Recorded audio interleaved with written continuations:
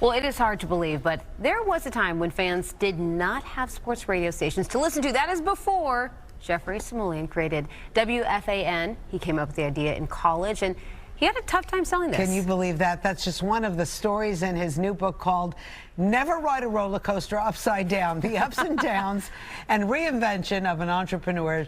Jeffrey, nice to have you on Good Day New York. My pleasure. I love the name of this book. Where did you come up with it? What inspired it? I thought about my life, and I said, if all of life's a roller coaster ride, I've lived mine upside down. I love it. There's so many good chapters. I mean, one of them from idiot to genius, where you talk about coming up with WFAN radio, which obviously my husband and I fight over all the time because he always wants it on in the car. Yeah, I have a favorite saying in life. The line between being a genius and an idiot is very fine. I've been on both sides. When I came up with the idea for FAN, none of my guys wanted to do it. They finally decided to do it, and then when it was on for the first 18 months, I was an idiot. And then one day it all came together and I became a genius. I like when you talk about, just things transitioning, because Power 106 in LA, that's something I grew up with, pop radio. There was a time when you said that the transition between MJ to Snoop Dogg was a tough one for people to kind of swallow. Yeah, it really was. Because people were used to a more rhythmic form. And then all of a sudden, rap came along, and people didn't know what to do with rap. And I give Rick Cummings all the credit, because he said, this is the future. And he was right. I think you might have a little special connection with Snoop Dogg. He loves USC. I know you're a USC Trojan. I've been a trustee for many years. Yes, and you must not be very happy after they lost to Utah. Friday night was a very tough night for all of us Trojans. Very tough night. Oh. Let's talk about some of the firsts.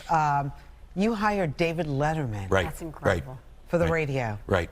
And did you see the potential there? Like, what was it about David Letterman? You couldn't miss David. David was a weekend weatherman. He did stuff on our talk station. I think a lot of the old people didn't quite understand it. One day I got back from lunch, and a guy called and said, Letterman, you got to get Letterman off the air. He's a communist. And I said, well, why is he a communist? And he said, well, because I called him and said, there's a lot of communists in Carmel, Indiana. And Dave said, well, give him Carmel. The streets are too crowded, and the school is not winning at football. And give him Carmel and hold the line in another suburb. So one day he sold the monument downtown to Guam for a 300-foot stick of celery, and people were calling and saying, they can't take away our monument. And David said, well, the celery will look much nicer. You have so many great stories in the book.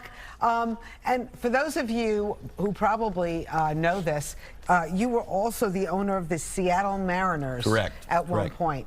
How'd that go, Jeffrey? Well, that went genius to idiot. I think would be the best way to sum that up.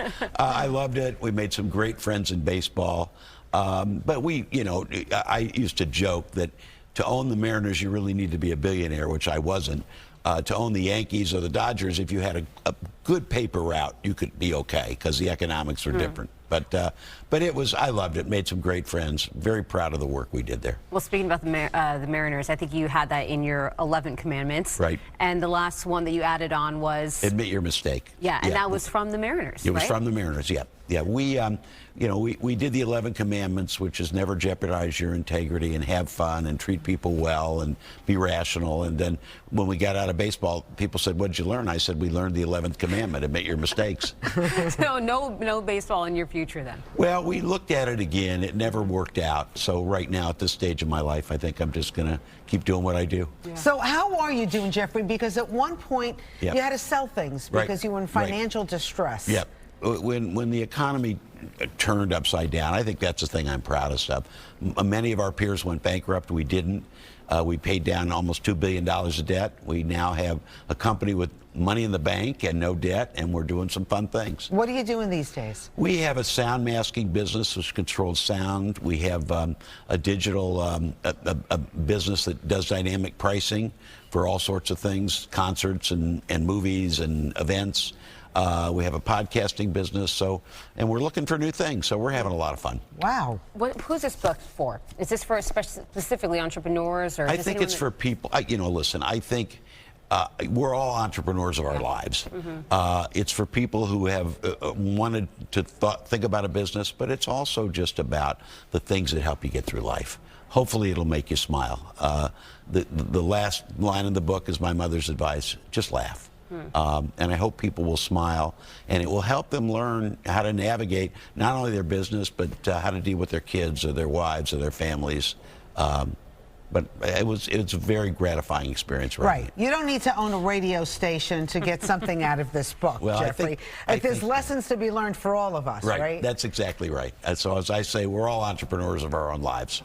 Anyway, it's so nice to meet you. Are you doing any book signings, anything in town? I know you're in town doing a lot of interviews. Yeah, we're doing media now, and we're going to do book signings after the first of the year, working on that. So I've had some very gratifying things. They've sent them to my friend Herb Simon, sent books to every one of the employees of the Indiana Pacers, and another friend sent them to all of her class at the University of Chicago, and the chairman of our board sent them to all of our board members at USC. So I guess I'm going to be signing a lot of books. I like that. Well, it's so nice to meet you in person. You're a legend. Everybody talks about you with great kindness. So Thank you. Thank you. Nice to meet you in person. Thanks a lot.